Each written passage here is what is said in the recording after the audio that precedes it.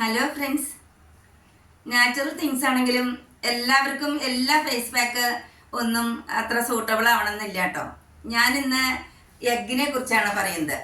എല്ലാവർക്കും അറിയാം, egg white ഉപയോഗിച്ച് കഴിഞ്ഞാൽ അത് നല്ലൊരു ആൻറ്റി ഏജിങ് ഫേസ് പാക്ക് ആണെന്നും റിങ്കിൾസ് ഒക്കെ മാറാനും പിന്നെ സ്കിന്നിനൊക്കെ നല്ല ടൈറ്റ്നെസ് കിട്ടാനും ഒക്കെ വളരെയധികം ഗുണം ചെയ്യും. അത് ശരിയാണ്, വളരെയധികം നല്ലതാണ് എഗ്ഗ്.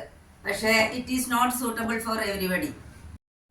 ചിലർക്ക് എഗ് വൈറ്റ് ഉപയോഗിക്കുമ്പോൾ ഉണ്ടല്ലോ സ്കിന്നിൽ ഇറിറ്റേഷൻ ഉണ്ടാവും, പിന്നെ ഇച്ചിങ്, റെഡ്നെസ് ഇങ്ങനെയൊക്കെ ഉണ്ടാവാനുള്ള വഴിയുണ്ട്. അപ്പോൾ ഇത്തരം അലർജികളൊക്കെ വരുന്ന സമയത്ത് നമ്മൾ ഉടനെ തന്നെ അത് അപ്ലൈ ചെയ്തിട്ട് ഇങ്ങനെയൊക്കെ കാണുകയാണെങ്കിൽ ഉടനെ തന്നെ നിങ്ങൾ ഫേസ് നന്നായിട്ട് വെള്ളം കൊണ്ട് കഴുകണം കേട്ടോ, വാഷ് ചെയ്യണം.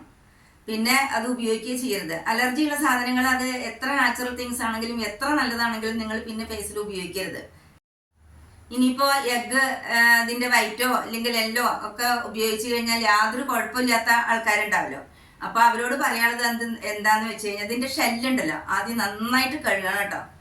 അത് കഴുകിയതിന് ശേഷം നമ്മൾ പിന്നെ എഗ് വൈറ്റ് എടുത്തിട്ട് മുഖം നന്നായിട്ട് വാഷ് ചെയ്തതിന് ശേഷം ബ്രഷ് ഉപയോഗിച്ചിട്ട് നമ്മൾ ഫേസിൽ അപ്ലൈ ചെയ്യണം. പിന്നെ ഓവർനൈറ്റ് ഇത് ഉപയോഗിക്കരുത് കേട്ടോ ഒരിക്കലും.